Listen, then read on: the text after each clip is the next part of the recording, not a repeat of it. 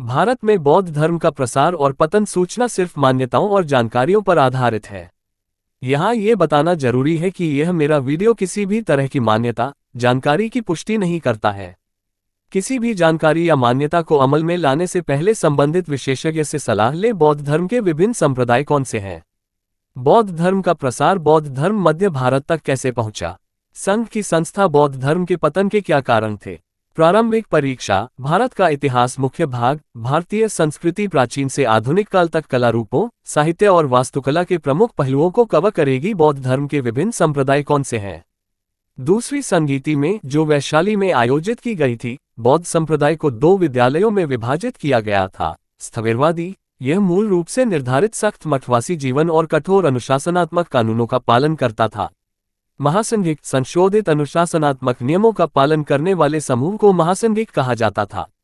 प्रथम शताब्दी पू में कनिष्क के काल में कुछ सैद्धांतिक परिवर्तन किए गए। महायान का विकास चतुर्थ बौद्ध संगीति के बाद हुआ। ये हीनयान समूह के विरोध में था, जो बुद्ध की रूढ़िवादी शिक्षाओं में विश्वास करता था। जिन लोगों ने नए विचारों को स्वीकार किया वे महायान संप्रदाय के थे। उन्होंने बुद्ध की मूर्तियां बनाई और उन्हें भगवान के रूप में पूजा किया।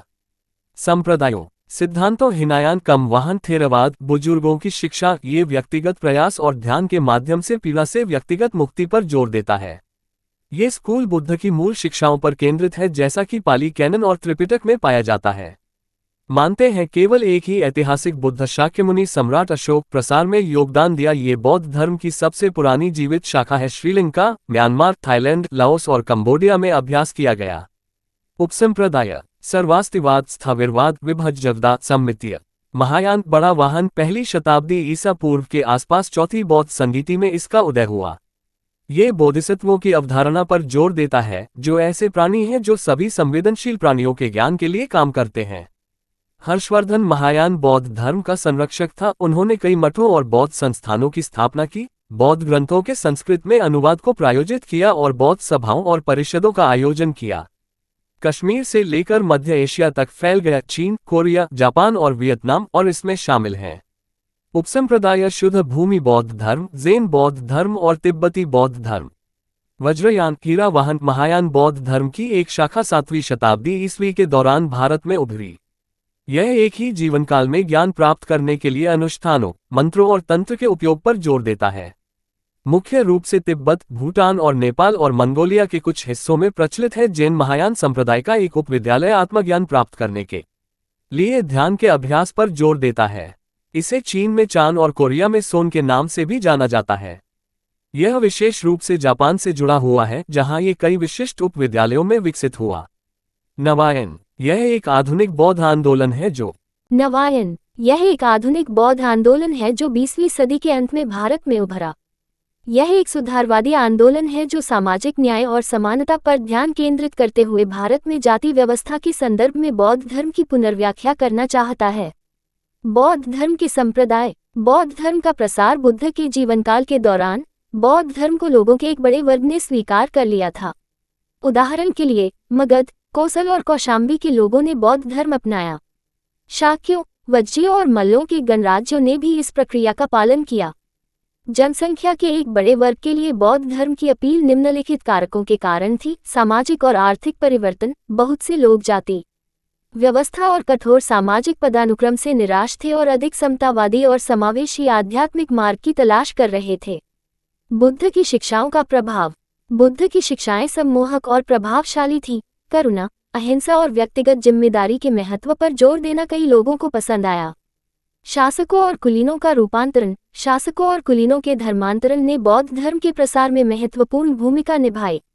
उदाहरण के लिए, परंपरा के अनुसार अशोक ने अपने बेटे महेंद्र और अपनी बेटी संघमित्रा को बौद्ध धर्म का प्रचार करने के लिए श्रीलंका भेजा था।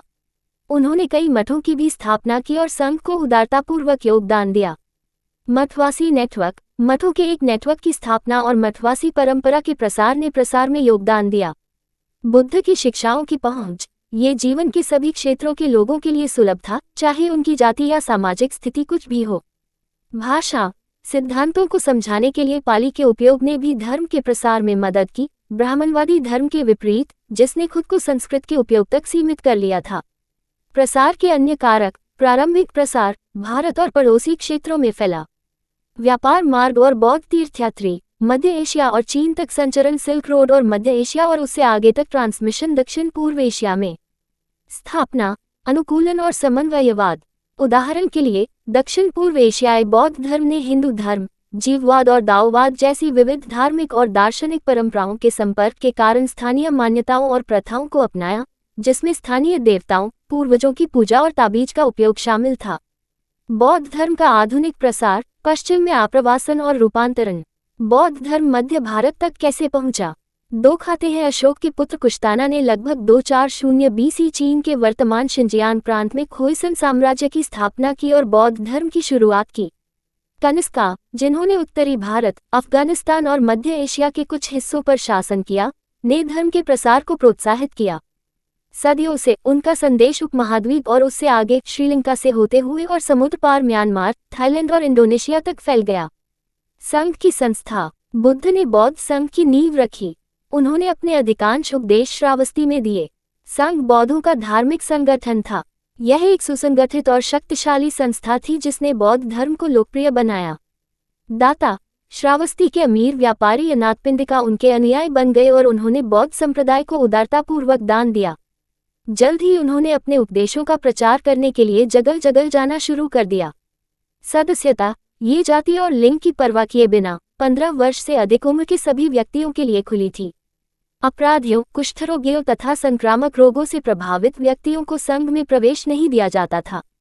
महिलाएं। प्रारंभ में बुद्ध महिलाओं को संघ में प्रवेश देने के पक्ष में नहीं थे। हालांकि उन्होंने अपने मुख्य शिष्य आनंद और अपनी पालक मां महाप्रजापति गौतमी के बार बार अनुरोध पर उन्हें स्वीकार कर लिया। प्रवेश पर भिक्षुओं को औपचारिक रूप से अपना सिर मुंडवाना पड़ता था और पीला या भगवा वस्त्र पहनना पड़ता था।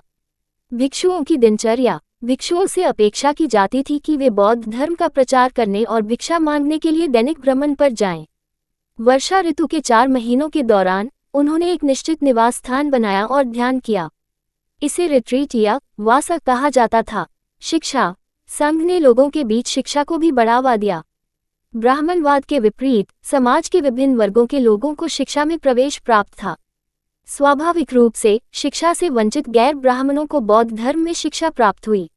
गैर ब्राह्मणों को बौद्ध धर्म में शिक्षा प्राप्त हुई और इस प्रकार शिक्षा समाज के व्यापक वर्गों तक पहुंची। संघ के सिद्धांत। संघ लोकतांत्रिक सिद्धांतों द्वारा शासित था और उसे अपने सदस्यों के बीच अनुशासन लागू करने का अधिकार था। भिक्षुओं और भिक्षुणियों के लिए एक आचार संहिता थी और वे उसका पालन करने के लिए बाध्य थे। संघ के पास दोषी सदस्यों को दंडित करने की शक्ति थी। बौद्ध धर्म के पतन के क्या कारण थे? बौद्ध धर्म को समय समय पर विभाजन का सामना करना पड़ा। हीनयान, महायान, वज्रयान, तंत्रयान और सहजयान जैसे विभिन्न विभाजित समूहों में विभाजन के कारण बौद्ध धर्म अपनी मौलिकता खो बैठा।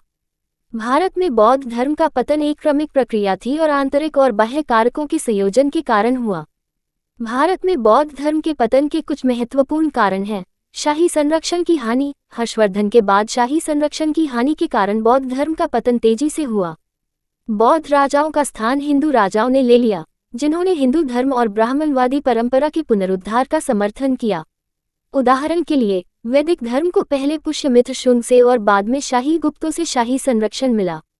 रामानुज और रामानंद जैसे भक्ति आंदोलन के प्रतिपादकों की भूमिका ने भी वैदिक धर्म की महिमा को बहाल करने में मदद की।